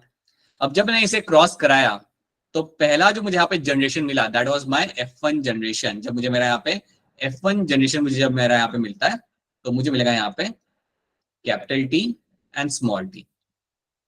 अब अगर आपको समझ नहीं आ रहा कि यहाँ पे क्या हुआ सडनली, तो याद रखना कि जब आप इसको क्रॉस कराते हो तो ये वाले प्लांट से जो मेरा टॉल प्लांट है वहां से मेरा जो गैमेट बनेगा it will have capital T. देखो जब गैमेट फॉर्मेशन होता है तब आपको एक ही एलील उसमें मिलेगा, जब गैमेट फॉर्मेशन होता है तब आपको एक ही एलील मिलेगा, क्योंकि गैमेट्स आपके हमेशा होते हैं हैप्लॉइड, तो इसलिए इसके अंदर आपका यहां से आएगा कैपिटल टी। और जब यहां से आपका गैमेट बनेगा तो इसके अंदर मेरा यहाँ पे आएगा स्मॉल टी, ठीक है। तो जब यहां से मेरे गैमेट बने, मेरे शॉर्ट वाले प्लांट से या डॉग प्लांट से जब मेरा गैमेट बनेगा तो वहां से मेरा स्मॉल टी आएगा, और जब टॉल प्लांट से मेरा गैमेट बनेगा वहां से मेरा कैपिटल टी आएगा। सो दैट इज वाई आपके जब ये गैमेट फ्यूज करेंगे so ultimately you will have a new plant and that new plant is my capital T small T. तो ये कंडीशन मुझे यहाँ पे मिल जाएगी। ये मेरा मुझे F1 जनरेशन। अब आप मुझे बताओ ये प्लांट क्या होगा, टॉल होगा या शॉर्ट होगा? Tall. Yes, tall. Tall plant, बिल्कुल सही, मेरा टॉल प्लांट यहाँ पे होगा। अब क्वेश्चन यहाँ पे आता है कि ये टॉल प्लांट तो आपका है, अब आप मेंडल के हिसाब से सोचो। मेंडल ने जब ये क्रॉस कराया ना तो उसे टॉल प्लांट मिला F1 जनरेशन का, तो सारे प्लांट उसे टॉल मिले, जितने भी उसे प्लांट मिले सारे के सारे उसे पहले जनरेशन के अंदर उसे मिले वहां पे टॉल। अब मेरी बात ध्यान से सुनो, जैसे ही मेंडल को ये मिला रिजल्ट, उसने पता है कुछ बोला, he said something after getting this result, what he did, उसने कुछ कंक्लूड किया। अब ये देखने के बाद उसने क्या कंक्लूड किया, आप वो चीज को आप यहाँ पे याद रखना, what he actually concluded after getting this result. Mendel ने बोला that factor for shortness is lost, right? Either it has been lost or he said the factor for shortness is mixed। इधर वो कहीं ना कहीं मिक्स्ड हो चुका है या फिर लॉस हो चुका है, क्योंकि उसने क्या देखा कि कोई भी मेरा प्लांट यहाँ पे डॉर्फ नहीं है, सारे सारे मेरे यहाँ पे टॉल प्लांट है, तो उसने पहली चीज ये बोली कि जो फैक्टर था ना जो शॉर्टनेस को कंट्रोल कर रहा था वो गायब हो चुका है, वो लॉस्ट हो चुका है, या फिर वो कहीं ना कहीं मिक्स हो गया है और हमें दिख नहीं रहा। So there is something has happened, right? So that's what he said कि सारे सारे मेरे यहाँ पे प्लांट टॉल हो गए, तो गया डॉर्फनेस वाला जो मेरा यहाँ पे था एली, वो मेरा it has been lost, that's what he said. अब इसके बाद उन्होंने यहाँ पे क्या, तो ये स्टेटमेंट याद रखना because you will find statement coming in the question, right? After that what he said ना, after what he did the selfing. अब उसने बोला कि चलो यार इसकी सेल्फिंग करके देख लेते क्या होता है। So now what he did, ये जो मेरा F1 जनरेशन मेरा यहाँ पे मुझे यहाँ पे मिला है, इसका इसने किया यहाँ पे selfing. So let's have a look at the selfing. यहाँ पे हम सेल्फिंग करके यहाँ पे देख लेते हैं। तो जब आप सेल्फ क्रॉसिंग करते हो that means capital T small T को हम यहाँ पे क्रॉस कराएंगे हमारे यहाँ पे कैपिटल टी स्मॉल टी के साथ। और जब मैं यहाँ पे इसकी सेल्फिंग यहाँ पे कराऊंगा, सो देखो अब इसको कराने के आप डायरेक्टली भी कर सकते हो, बट हम एक तरीका यहाँ पे सीख लेते हैं, that is my Punnett square बना के करना। अब ये सब चीजें आपने एक बार पढ़ी हुई है, आपको लग सकता है कि सर ये सर हम जानते हैं ऑलरेडी, सर थोड़ा जल्दी आगे बढ़ो, हम ये सब कर चुके हैं, but for everyone will just do it again. जब आप पनेट स्क्वायर बनाते हो, so you make tagging of female and male का आप यहाँ पे सिंबल दे दो and then you add the alleles over there. तो यहां से आपके दो एलील बनेंगे, हर में इन दोनों में से आपके दो दो एलील आपके यहाँ पे बन सकते हैं, दो एलील आपके यहाँ से दो या पॉसिबल एलील से आपके यहाँ पे आएंगे। एक होगा कैपिटल टी, एक होगा स्मॉल टी, एक होगा कैपिटल टी, एक होगा यहाँ पे स्मॉल टी, दैट्स इट। अब यहाँ पे आप लगा दो, यहाँ पे क्या होगा, capital T capital T, capital T small t, capital T small t and small T small T. ये मुझे मेरे यहाँ पे रिजल्ट मिलेगा। तो ये जो रिजल्ट मुझे यहाँ पे दिख रहा है that is the result for my F2 generation. जब मैंने ये क्रॉसिंग किया तो मुझे अल्टीमेटली यहाँ पे क्या मिलता है, I will get 3 of them are would be tall plant. ये जो 3 मेरे यहाँ पे है, ये 3 मेरे यहाँ पे आएंगे as a tall plant. This 3 over there are going to be the tall plant, और ये जो अकेला यहाँ पे रह गया this is going to be my dwarf plant. तो ये मेरे यहाँ पे डॉर्फ प्लांट जाएगा और बाकी मेरे यहाँ पे आ रहे टॉल। तो जब मेंडल ने ये एक्सपेरिमेंट किया तो याद रखना व्हाट एक्चुअली हैपेंड। जब उन्होंने ये अपना यहाँ पे काम किया so he got a result of 3:1। उसको 3:1 का यहाँ पे रिजल्ट मिला। That means what, 3 of them were my tall plant and 1 of them were my dwarf plant. अब आप ये समझो कि ये जब उसने एक्सपेरिमेंट किया था तो उसने कोई एक प्लांट के साथ नहीं किया था, ये उसने बहुत सारे प्लांट्स के साथ किया था। और जब भी उसने F1 जनरेशन को सेल्फिंग किया तो अगर उसे समझो, अगर उसे 1000 प्लांट मिले तो 1000 में से 700 प्लांट टॉल थे और 300 प्लांट आपके थे यहाँ पे short. So that is the ratio you have to see that 3:1 मतलब व्हाट, दैट 1000 में से 700 प्लांट अगर आपके बनेंगे उसमें तो 700 प्लांट आपके होंगे वहां पे टॉल और बाकी जो आपके यहाँ पे 300 प्लांट होंगे आपके यहाँ पे होंगे short. That is what he was able to see. अब आप एक बात सोचो मेंडल के हिसाब से कि ये सब वो देख पा रहा है, उसने देखा कि यार मेरे इतने सारे प्लांट टॉल है लेकिन मुझे डॉर्फनेस वाला ट्रेट भी अब मुझे यहाँ पे दिख रहा है। तो जैसे ही उसने ये देखा he gave couple of statements। इसने यहाँ पे एक बार फिर यहाँ पे स्टेटमेंट डाली। उसने स्टेटमेंट यहाँ पे ये डाली, he gave the statement that the allele for or the factor for shortness is not lost, factor for dwarfness या shortness, dwarfness is not lost, rather it is not able to express itself, rather it is not able to express itself in F1 generation. वो आपने को express दिखा रहा है इन F1 generation के अंदर। वो वहां पे प्रेजेंट है लेकिन वो अपने आप को वहां पे एक्सप्रेस नहीं कर पा रहा। ये चीज मेंडल ने आपके यहाँ पे बोली कि आपका शॉर्टनेस वाला ट्रेट वहां पे कोई लॉस नहीं हुआ बिकॉज हमें वापस वो देखने के लिए मिल जाए। कहाँ पे देखने के लिए? इन द F2 जनरेशन के अंदर। ये मेरा यहाँ पे F2 जनरेशन, वहां पे आपको शॉर्टनेस वाला ट्रेट आपको यहाँ पे मिल रहा है। सो दैट श्योरली मीन्स कि आपका लॉस्ट नहीं हुआ है, it is not been lost. The shortness वाला जो कैरेक्टर आपका यहाँ पे आपका यहाँ पे लॉस नहीं हुआ, वो है आपको वहां पे, but it is not able to express itself in the F1 generation के अंदर। तो याद रखना जैसे ही मेंडल ने अपना मोनोहाइब्रिड क्रॉस खत्म किया तो पहले याद रखना कि उसे रेशियो मिला आपको यहाँ पे 3:1, राइट।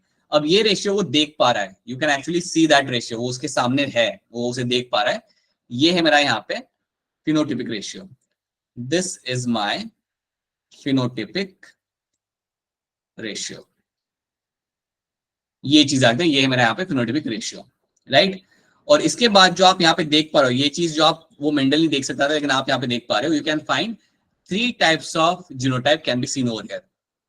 और जो जीनोटाइपिक रेशियो आपका यहाँ पे बनेगा that is going to be 1:2:1। ये जो मैं यहाँ पे आपका लिख रहा हूँ this is my genotypic ratio। ये है मेरा यहाँ पे genotypic ratio। अब genotypic ratio आपका यहाँ पे क्या आ रहा है, लाइक दैट मीन्स आपके पास एक है आपका यहाँ पे कैपिटल T, 2 है आपके यहाँ पे हेटेरोजाइगस कंडीशन या capital T small t, and then 1 is going to be your small t small t। तो याद रखना जीनोटाइप आपको यहाँ पे 3 टाइप के मिल जाए आपको यहाँ पे 1 2 3, और इसका रेशियो का आपका यहाँ पे क्या आएगा 1:2:1। सो 1 ये वाला, then 2 heterozygous and the third one is my small t small t। So this is my genotypic ratio. ये उसे यहाँ पे रिजल्ट मिला था।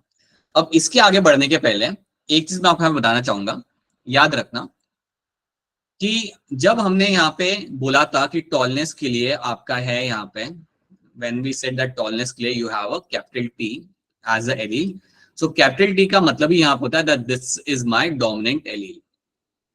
अगर मैं कोई भी चीज कैपिटल में लिख रहा हूँ तो समझ आना that is my dominant allele। अगर मैं कह रहा हूँ that you have a dwarfness, if I am saying that you have a dwarfness के लिए अगर हम लिख रहे हैं यहाँ पे as a small t, तो समझ जाओ अगर स्मॉल t वहां पे लिखा हुआ है या स्मॉल अल्फाबेट वहां पे लिखा हुआ है that is going to be a recessive allele. ये मेरा यहाँ पे होगा रिसेसिव एलील। तो रिसेसिव एलील हमेशा याद रखना will be written in the smaller one. Sir बेटा डायरेक्टली अनम्यूट करके क्यों नहीं पूछते आप लोग? हाँ, कैपिटल होमोजाइगस एंड हेटेरोजाइगस ऐसा कुछ भी बेटा वो बता रहा हूँ, वही बता रहा हूँ Shivani. I am just going like apparently पता है मैं क्या कर रहा हूँ, I am just walking you very slowly all of you by holding your hands. एक बार आपका ये कॉन्सेप्ट क्लियर हो गया ना, then I give you level 2 questions only, but slowly, ठीक है। So yes, so you will have a dominant allele over here and you have a Dopness, you should be having like small t, that's a recessive allele, right? अब इसमें आपको याद रखना है कि जब मैं आपको दिखा रहा हूं when I am writing over here both the alleles are going to be like capital T, तो इसके लिए हम यहाँ पे टर्म यूज करें they are my homozygous, अगर दोनों सेम है तो उसके लिए हम यहाँ पे टर्म यूज करेंगे homozygous, और क्योंकि मेरे ये कैपिटल T है यहाँ पे, so that is my homozygous dominant, homozygous dominant. So I am going to call them as a homozygous dominant over here. अगर मैं यहाँ पे लिख रहा हूँ that I am writing over here small t, तो अगर यहाँ पे दोनों एलील मेरे यहाँ पे सेम है, अगर मेरे दोनों एलील यहाँ पे सेम है तो अगर मैं यहाँ पे लिखूंगा मेरा यहाँ पे पहले homozygous, then I'll write homozygous over here and that will cause my homozygous recessive. और अगर मैं यहाँ पे लिखता हूँ कैपिटल T स्मॉल t, तो दोनों एलील मेरे यहाँ पे अलग अलग होते हैं, दोनों एलील मेरे यहाँ पे अलग है, so this condition over here is called as my heterozygous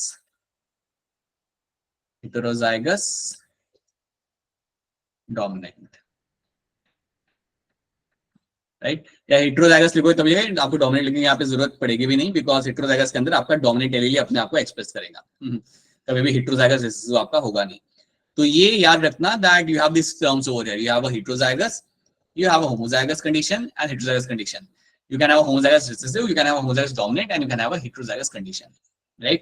अब एक चीज आपको याद रखनी है कि जैसे ही मेंडल ने मोनोहाइब्रिड क्रॉस किया, जैसे उसने अपना मोनोहाइब्रिड क्रॉस किया, उसे पहले मिला F1 जनरेशन, वो देख के उसे लगा कि यार फैक्टर आपका लॉस्ट हो रहा है या फिर आपका कहीं मिक्स हो रहा है। लेकिन जब उसने यहाँ पे सेल्फिंग कराया तो ही वाज एबल टू सी कि यार मेरे ट्रेट्स तो यहाँ पे मुझे वापस दिख रहे हैं, I can see the डॉफ plant. तो वो देख के उसने बोला that factor for डॉफनेस is not getting lost, rather it is not able to express itself in the F1 generation के अंदर। और ये देख के उसने यहाँ पे दो लॉज आपके सामने रखे हैं। जो पहला लॉ इसने आपके सामने रखा था मोनोहाइब्रिड क्रॉस करने के बाद, that was your law of dominance, that was your law of dominance. तो लॉ ऑफ डोमिनेंस उसने सबसे पहले आपका सामने रखा, और लॉ ऑफ डोमिनेंस रखने के बाद जो दूसरा लॉ उसने वहां पे बोला, सो पहला उसने लॉ यहाँ पे रखा, that was my law of dominance, right. Law of dominance आपको यहाँ पे ये कह रहा था that in the presence of dominant allele, that means अगर मेरा कैपिटल T प्रेजेंट है, right, so smaller t will not be able to express itself. So in the presence of dominant allele, so मैं इसको short में लिखता हूं यहाँ पे, और dominant allele will mask the effect of recessive allele. वो रिसेसिव एलील को कभी भी एक्सप्रेस होने नहीं देगा। सो ये बात आपको याद रखनी कि डोमिनेंट एलील कभी भी आपको उसे एक्सप्रेस करने के लिए नहीं देगा। इसलिए आप देखोगे कि हेटेरोजाइगस के अंदर आपको टॉलनेस आपको मिलेगी देखने के लिए, तो शॉर्टनेस आपको तभी मिल रही है जब डोमिनेंट एलील वहां पे खड़ा नहीं है। सो दैट्स व्हाई वी सी कि जब आपका स्मॉल टी होता है तभी आपको आपका डॉफनेस आपको मिल जाता है, क्योंकि तब आपका कोई डोमिनेंट कंडीशन आपके वहां पे है नहीं, and that's when you will have a डॉफ plant can be seen, right. So that was a law of dominance जिसके हम स्टेटमेंट आगे देख लेंगे, right? So that's something you have to know that dominant allele will mask the effect of the recessive allele. तो वो उसे express करने के लिए अलाउ नहीं करेगा, it won't allow itself to express, right? तो पहले हम इसको यहाँ पे देख लेते हैं।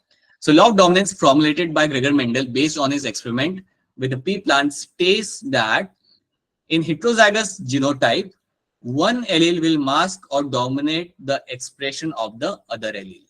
तो एक एलील अपने आप को यहाँ पे लाइक विल मास्क, और मास्क करना मतलब दूसरे को रोकना, या dominate the expression of other allele, that means कि वो उसे एक्सप्रेस करने के लिए देगा नहीं और अपने आप को यहाँ पे वो एक्सप्रेस करेगा। That was my law of dominance जो आपको मिला था आफ्टर द मोनोहाइब्रिड क्रॉस। ये बात याद रखना, that right after the monohybrid cross आपको पहले आपको मिला था आपको यहाँ पे लॉ ऑफ डोमिनेंस, ठीक है।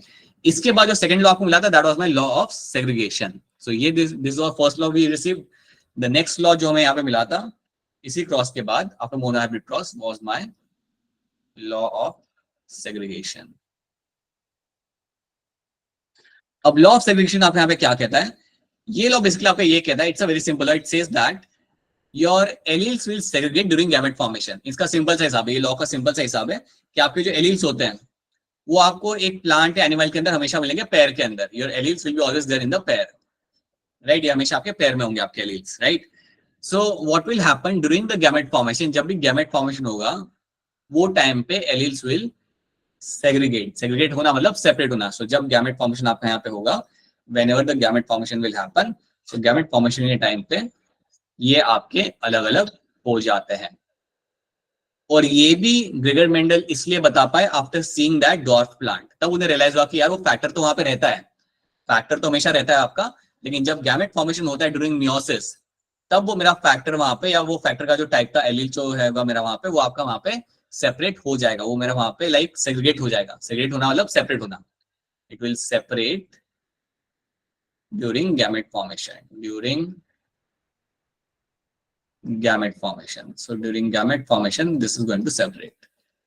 अब जैसे ही वो आपका यहाँ पे सेपरेट होगा, राइट, तब आपको पॉसिबिलिटी है कि they can come together with a different gamete and they can form a short plant, or you can form a different kind of plant can be formed over there, different kind of trait can be formed, right। तो यहाँ पे हम देख लेते हैं इसकी statement आपके यहाँ पे क्या कह रही है, मैं आपको यहाँ पे दिखा देता हूँ।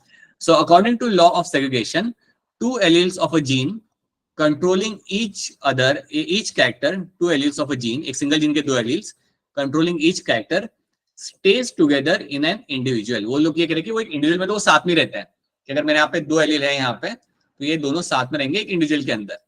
इतने स्टेटमेंट यहाँ पे आपको बता रहा है।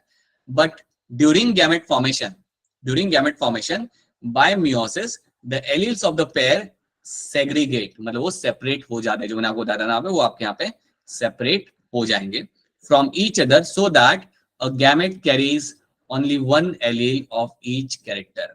एक गैमेट के अंदर आपको एक कैरेक्टर का एक ही एलील आपको देखने को मिलेगा। That was my law of segregation. अब एक चीज दिमाग में बिठा लो कि law of segregation is a universal law. Law of segregation जो आपका यहाँ पे होता है, ये आपका रहेगा यहाँ पे यूनिवर्सल लॉ। ये चीज आपको हमेशा याद रखनी, it is a universal law. अगर मैं आपको कह रहा हूं that it is a universal law, तो इसका मतलब यहाँ पे ये होता है कि ये लॉ कभी भी आपका चेंज नहीं होगा, या ये लॉ हर एक टाइप के इनहेरिटेंस में आपको देखने के लिए मिलेगा। ये लॉ आपको कोई भी अगर आप टाइप का इनहेरिटेंस अगर आप स्टडी करोगे, उसमें आपको ये देखने के लिए हमेशा मिलेगा। ये बात मैं लॉ ऑफ डोमिनेंस के साथ नहीं कह सकता। क्यों नहीं कह सकता? बिकॉज उसके एक्सेप्शंस है। You will find some exception जहां पे लॉ ऑफ डोमिनेंस आपका फॉलो नहीं हो रहा, बट लॉ ऑफ सेग्रीगेशन तो हर जगह फॉलो होता है। So it is something which will be seen everywhere. चाहे तुम इनहेरिटेंस सीख रहे हो ड्रोसोफिला के अंदर, चाहे तुम सीख रहे हो स्नेक के अंदर, चाहे तुम सीख रहे हो एक मैंगो ट्री में, कहीं भी अगर आप इनहेरिटेंस सीख रहे हो, कोई भी कैरेक्टर का अगर आप इनहेरिटेंस अगर आप सीख रहे हो, सेग्रीगेशन तो आपका होना ही है during meiosis. So that is why it is called as a universal law. तो ये तो हर जगह लगेगा, but I can not say the same thing for my law of dominance. वो you can have exceptions over there, ठीक है। तो ये बात याद रखनी है। सो अगर आपसे कोई सवाल पूछता है कि मोनोहाइब्रिड क्रॉस के बाद आपको क्या क्या मिला था, then that is something you have to tell them. You will find two laws, law of segregation and the law of dominance. ठीक है। अब पहले बताओ कि यहाँ तक सारी चीजें आपको यहाँ पे क्लियर है? Is this thing clear to all of you? Is the story clear to all of you यहाँ तक सबको? ठीक है। अब एक दो चीजें हम यहाँ पे देखते हैं फटाफट, राइट। जैसे यहाँ पे आपके सामने यहाँ पे क्रोमोसोम बना के रखे हुए हैं, and you can see over here, यहाँ पे मैंने जीन ला के रखे हुए हैं। So if it is a capital B over here, then I can call him as a, दोनों सेम है यहाँ पे और डोमिनेंट है, so that is my homozygous dominant condition, right. वैसे मैंने यहाँ पे क्रोमोसोम पे अगर मैं यहाँ पे स्मॉल लगा के रखा हुआ है मैंने यहाँ पे, सो दोनों एलील्स मेरे यहाँ पे सेम है, right. So it's a homozygous, और क्योंकि वो स्मॉल भी है, so I will call it a homozygous recessive condition. अगर यहाँ पे मुझे कैपिटल बी है एक एलील और दूसरा एलील है मेरे यहाँ पे small b, then that is called as my heterozygous condition, right. तो यही पिक्चर के थ्रू आपको मैं बताने की कोशिश कर रहा हूँ। देन हमने यहाँ पे एक अजम्पशन लिया, हमने एक फ्लावर लिया, उसमें क्या है, P stands for purple flower. Capital P stands for my purple flower, and small p stands for my white color का flower, right? अब मैंने क्या किया, इनकी मैंने यहाँ पे क्रॉसिंग कराई, मैंने इसकी प्योर लाइन बनाई, राइट। इन दोनों की प्योर लाइन बना के मैंने यहाँ पे क्रॉसिंग कराया। सो what will happen, F1 generation में मुझे यहाँ पे मिलेगा capital P small p, so it will have the purple colour, right. और जब मैं इसकी सेल्फ क्रॉसिंग कराऊंगा, जब मैं इसकी सेल्फ क्रॉसिंग कराता हूँ, so what will be happening, I can get some result over here.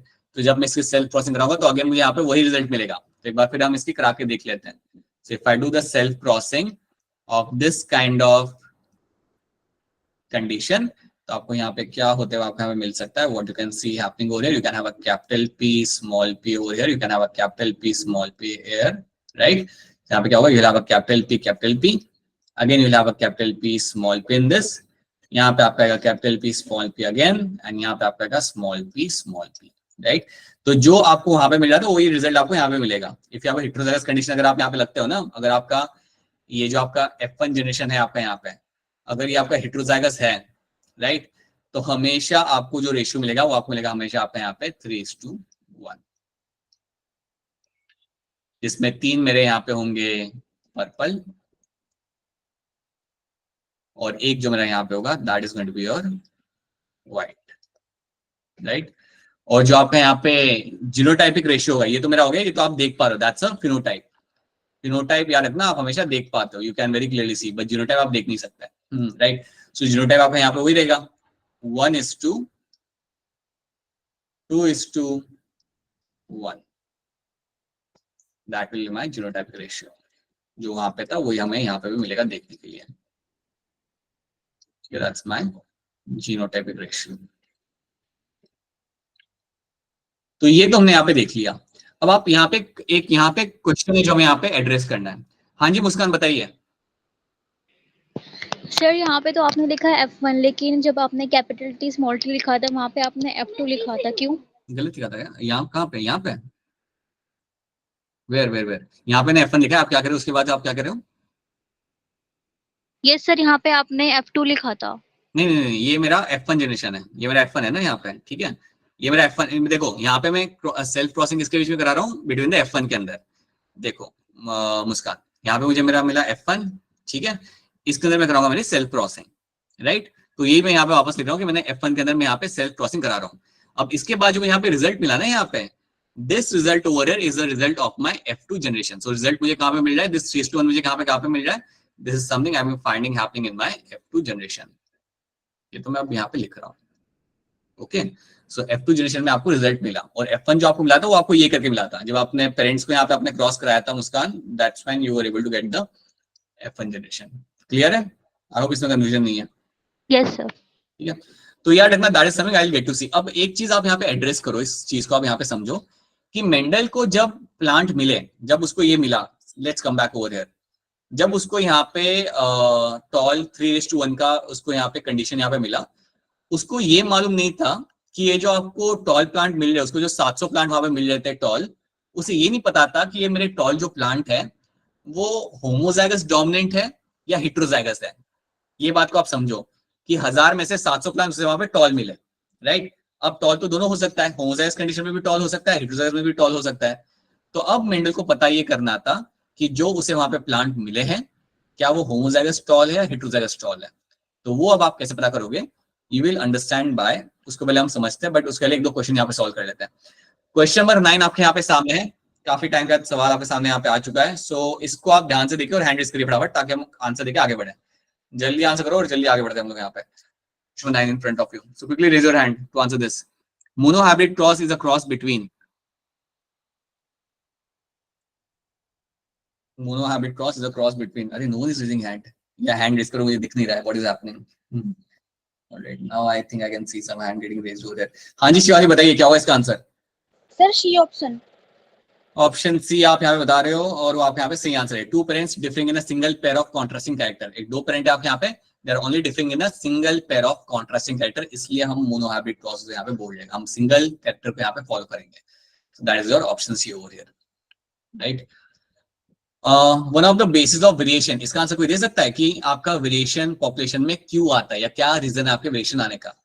थोड़ा सोच सकते हो, इसके लिए आप अपना 11th ग्रेड का चैप्टर 10 भी याद कर सकते हो, उसमें भी ये था। सो वेरिएशन का रीजन क्या होता है, बताइए दक्ष, क्या होता है रीजन वेरिएशन का? B option. B option, okay. बाकी लोग से मैं आंसर जानना चाहूंगा। Anyone else? कोई नहीं जानता इसका आंसर, मैं ही दूं। शिवानी क्या लग रहा है?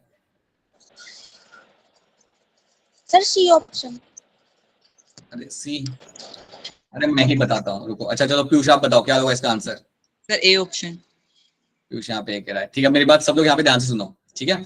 जब भी आपके सामने आ रहा है कि वेरिएशन का बेसिस क्या है, तो याद रखना it is my crossing over. अब ये चीज आप 12th में नहीं सीखते, आप 11th में सीखते हो।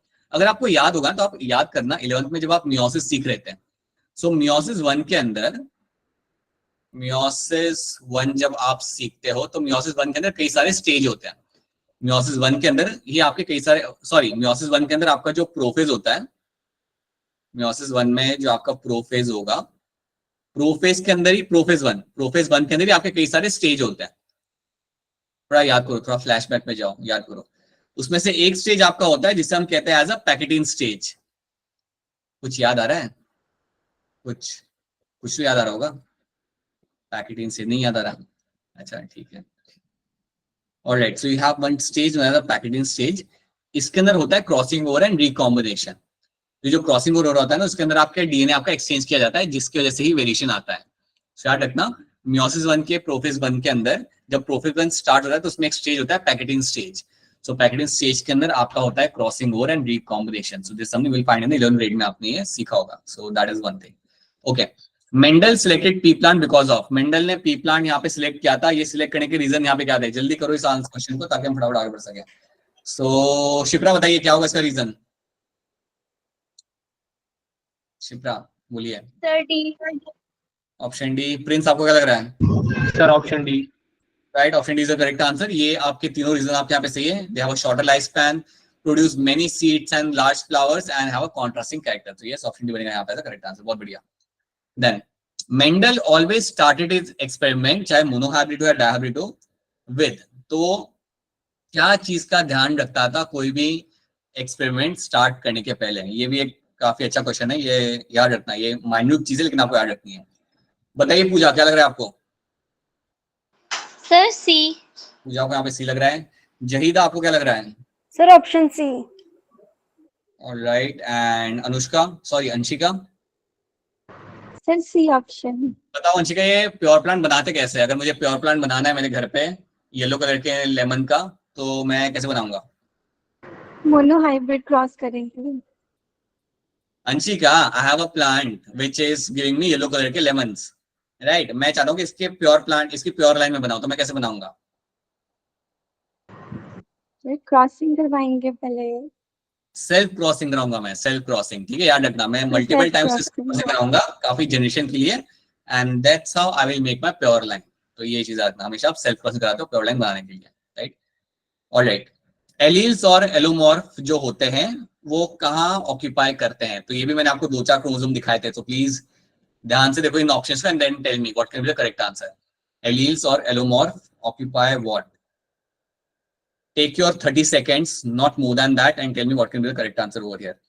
Same position on homologous chromosome, same position on heterologous chromosome, different position on homologous chromosome, different on heterologous chromosome. So बताइए क्या लग रहा है मुस्कान? सर ए। मुस्कान को ये लग रहा है यहाँ पे। अरे बाकी लोग भी ट्राई करिए, सोनल, सोनाली, सना, प्रियांशी, बताइए क्या लग रहा है इसके अंदर आंसर आपको? Sir A. एंड शगुन आपको? Option A. Right, option is the correct answer. मैं आपको दिखा भी देता हूं यहाँ पे। Alleles are always on a same position on a homologous chromosome. पता है हमने यहाँ पे कितने पिक्चर बना के रखे होते हैं क्रोमोसोम के बड़े बड़े? आ गया,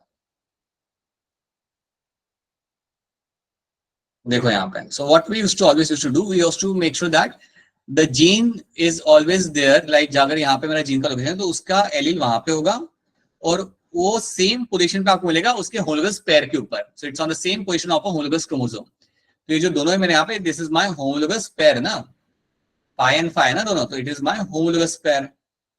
you can call it the homologous pair. So हमेशा याद रखना it is on the same position on the homologous pair के ऊपर। तो अगर मेरा यहाँ पे समझो एक जीन है, मेरा यहाँ पे जीन है जो कंट्रोल करता है मेरे स्किन कलर को, राइट, तो उसका एलील सेम पोजीशन पे मुझे मिलेगा मेरे होमोलोगस कॉपी के ऊपर। It will be on the same position of the homologous copy. तो याद रखना, that's why it's on the same position of the homologous chromosome. So ये चीज आपको भूलनी नहीं है और इसलिए हम इस तरीके से बनाते हैं। So अगर यहाँ पे कोई जीन लगा हुआ है ना, समझिए जीन कंट्रोल करता है किसी गाय के अंदर उसका उसके फर के कलर को, तो उसकी कॉपी आपको सेम पोजीशन में मिलेगी ऑन इट्स होमोलोगस पेयर, ठीक है। सो ये चीज आपको यहाँ पे याद रखनी है। सो चलिए आगे बढ़ते हैं। क्वेश्चन नंबर 14, ये भी अच्छा क्वेश्चन है आपका यहाँ पे. From the reappearance of recessive trait in the F2 generation Mendel concluded that, जैसे उसे वापस से रीअपीयरेंस हुआ डॉर्कनेस का, रीअपीयरेंस किस चीज का हुआ था वहां पे, रिसेसिव ट्रेट आपका वहां पे क्या था, डॉर्कनेस. जैसे उसने डॉर्कनेस को वहां पे देखा वापस से, तो क्या बोला वो, what he said over, suddenly वो देख के उसने वहां पे क्या बोला. बस प्रिंस बताइए क्या होगा इसका answer. Sir option D. Prince आप ऑप्शन डी. बाकी लोग भी सोचिए, बाकी लोग सोचिए, आसान तो ही है. मैंने आपको बताया था ना कि जैसे उसे F2 जनरेशन में उसने देखा कि यार ये डॉर्कनेस वापस आ गया, राइट, तो उसने कुछ स्टेटमेंट वहां पे बोली थी. He said some statements over there, so you should be able to answer them. Sana बताइए क्या होगा इसका answer. Sir option D. Right, so Sana भी यहाँ पे एक इन्होंने दो चीजें यहाँ पे बोली थी. Factor do not mix with each other in the F1 generation, ये इन्होंने यहाँ पे बोला. और दूसरी चीज, factor remain together in the F1 generation, but वो बस अपने आप वहां पे एक्सप्रेस नहीं कर पाते. सो यस, ये दोनों स्टेटमेंट आपकी उन्होंने यहाँ पे बोली थी, and that was my option D over here. बिल्कुल सही, राइट. अब हम यहाँ पे देखते हैं what is my test cross. Test cross क्या होता है. तो मैंने आपको बोला था कि मेंडल के पास 700 प्लांट थे. अगर उसके पास 700 टॉल प्लांट थे, उसे नहीं मालूम कि कौन है मेरा हेटेरोजाइगस और कौन है मेरा वहां पे homozygous. He doesn't know that. वो आप पता करते हो यूजिंग द टेस्ट क्रॉस. तो टेस्ट क्रॉस के थ्रू आप उसे पता करते हो. देखो हम यहाँ पे क्या करेंगे. तो अगर आपके पास कोई प्लांट है, अगर आपके पास कोई टॉल प्लांट है, right, if you have a tall plant, आपको मालूम नहीं है कि ये हेटेरोजाइगस डोमिनेंट है या है मेरा यहाँ पे ये होमोजाइगस डोमिनेंट. आप क्या करो, ये टॉल प्लांट को आप पकड़ो और इसको आप क्रॉस कराओ. You have to use this plant and you cross this plant. इसको आप क्रॉस कराओगे with your homozygous recessive parents. You are going to cross them. इसको आप क्रॉस करोगे with the homozygous recessive parents. You cross them with the homozygous recessive parents के साथ. अब homozygous recessive parents मतलब क्या, small t वही थे आपके यहाँ पे. So that means you are going to cross them with the small t. ठीक है. अब देखो यहाँ पे हम क्या करेंगे. Now let's see what has to be done over here. See, so अगर मेरा प्लांट है होमोजाइगस डोमिनेंट, समझो अगर मेरा प्लांट कुछ ऐसा है, कैपिटल टी, और अगर मैं इसे क्रॉस कराता हूं विद स्मॉल टी के साथ, ठीक है, तो मुझे सिर्फ एक ही टाइप का प्लांट मुझे यहाँ पे मिलेगा, and all the plants are going to be my tall plants. बस यही चीज मुझे यहाँ पे देखने के लिए मिलेगी, that all plants all are going to be tall. तो अगर आप एक टॉल प्लांट को लेते हो, उसे क्रॉस कराते हो होमोजाइगस रिसेसिव पेरेंट के साथ, या आप रिसेसिव पेरेंट के साथ अगर आप उसे क्रॉस कराते हो, तो क्या होगा आपका वहां पे आंसर, आपको क्या मिलेगा. अगर आपके सारे प्लांट अगर आपको टॉल मिल रहे उसके बाद, समझ जाना that plant is my homozygous dominant. आप सडनली बोल दोगे कि ये जो मेरा पेरेंट था जिसके बारे में मैं कुछ नहीं जानता, ये जो मेरा पेरेंट यहाँ पे है, that is my homozygous dominant. Simply आप ये बोल सकते हो फिर, right. Can say that homozygous dominant is the condition over here. Similarly अगर आपका टॉल प्लांट है और वो कुछ ऐसा है, it is your capital T small T है, वो जो आप देख नहीं सकते लेकिन आपको टॉलनेस उसकी दिख रही है वहां पे. जब मैं इसको अगर क्रॉस कराता हूं मेरे अगेन यहाँ पे स्मॉल टी के साथ, तो यहाँ पे आपको कुछ वेरिएशन आपको यहाँ पे मिल सकता है. So let's see what will be happening. मैं पनिट्सफेयर बना के यहाँ पे दिखाता हूँ आपको यहाँ पे. तो जब मैं यहाँ पे इसको क्रॉस कराऊंगा, तो एक साइड पे मैं लूंगा यहाँ पे कैपिटल टी, एक साइड पे मैं लूंगा यहाँ पे स्मॉल टी. अगेन यहाँ पे मैं लूंगा यहाँ पे small T one side and also here small t, right. तो मैंने यहाँ पे एल मैंने यहाँ पे लगा दिए दोनों पेरेंट के. अब मुझे यहाँ पे क्या मिलेगा, what I will get to see over here, I will see it's your capital T small t, capital T small t and small t, right. तो अगर ये मैं क्रॉस कराता हूं, अगर वो हेटेरोजाइगस है, अगर मेरा प्लांट हेटेरोजाइगस है, देन व्हाट विल हैपन, मुझे मिलेगा यहाँ पे 1:1 का ratio. I will get a ratio of 1:1. That means मुझे यहाँ पे दोनों टाइप के प्लांट मुझे यहाँ पे मिलेंगे. आई विल गेट टॉल प्लांट्स, मुझे टॉल प्लांट्स तो वहां पे मिलेंगे, और बाकी 50% मेरे जो यहाँ पे प्लांट्स होंगे they will be my dwarf plant. तो 50% प्लांट मेरे होने हैं यहाँ पे टॉल, और बाकी 50% प्लांट जो मेरे यहाँ पे होंगे वो मेरे यहाँ होंगे dwarf. So that is what you can सी ना ओवर हियर. जब आपने क्रॉस कराया तो हाफ आपको मिले यहाँ पे टॉल प्लांट्स और हाफ आपको मिले यहाँ पे शॉर्ट प्लांट्स. तो फिर मैं कह सकता हूँ कि हाँ जी, मेरा जो यहाँ पे पेरेंट है ना यहाँ पे, जिसको मैं जानता नहीं कि ये क्या था, अब मुझे पता चल चुका है, it is my heterozygous parent. ये मेरा यहाँ पे एक हेटेरोजाइगस पेरेंट यहाँ पे. तो याद रखना that is what test cross is been used for. तो जब भी आपके सामने कोई बोलेगा ना, अगर आपको आपका पड़ोसी अगर आपको आके बोलता है what is your test cross, तो आप उन्हें एक्सप्लेन कर सकते हो. you can explain them that test cross में आप basically यहाँ पे क्या करते हो, that you take the plant which is the dominant plant and you cross them with the recessive parent. उसको आप क्रॉस कराते हो आपके recessive parents के साथ, और जब आप उसे recessive parents के साथ आप वहां पे क्रॉस कराओगे तो आपका जो रिजल्ट आएगा उसके बेसिस पे आप बता सकते हो कि वो होमोजाइगस डोमिनेंट है आपका प्लांट या फिर आपका वो हेटेरोजाइगस डोमिनेंट है. तो ये चीज याद रखना, अगर हेटेरोजाइगस डोमिनेंट मेरा प्लांट है, वहां पे अगर हेटेरोजाइगस है, देन आई विल फाइंड कुछ तो आपको पॉपुलेशन आपको शॉर्टनेस वाला आपका मिलेगा, राइट. लेकिन अगर वो होमोजाइगस डोमिनेंट है देन कोई चांस नहीं है, सारे प्लांट मेरे वहां पे टॉल ही मिलेंगे या सारे प्लांट्स के अंदर आपको डोमिनेंट ट्रेट आपको मिलेगा. तो ये बात आपको याद रखनी है, that is your test cross. तो इसके ऊपर बेस भी सवाल आते हैं, इसके ऊपर बेस भी आपको सवाल पूछे जाएंगे, ठीक है. सो यहाँ पे देखो क्या लिखा हुआ है, to determine the genotype of tall plant at F2 generation. जो भी आपको F2 में मिला उसका जीनोटाइप जानने के लिए आप ये करोगे. So Mendel cross tall plants from F2 with a डॉट प्लांट, मतलब recessive parents, right. This is called as a test cross, और वही चीज यहाँ पे लिखी हुई है, right. So that is what you will be finding happening here. तो टेस्ट क्रॉस का रीजन याद रखना, इसे करने का रीजन यहाँ पे क्या होता है, okay. Now we won't go into incomplete dominance because already आपका टाइम मेरे पास 5 मिनट बाकी अभी. लेट्स डू वन थिंग, एक दो क्वेश्चन सॉल्व करते हैं यहाँ पे, एक दो क्वेश्चन नीट के करते हैं यहाँ पे. तो आप मुझे बताओ कि कौन से साल तक या कौन से ड्यूरेशन के अंदर मेंडल ने यहाँ पे एक्सपेरिमेंट अपना किया था. हैंड रेस करिए इसको आंसर देने के लिए, टेक योर टाइम. 4 मार्क के लिए गलत आंसर मत करना, ध्यान से देखो. सो बताइए दशक, बताइए क्या लग रहा है इसका आंसर. दशक, आपकी आवाज नहीं आ रही. Alright, okay. सना आप बताइए क्या होगा इसका आंसर. Sir option D.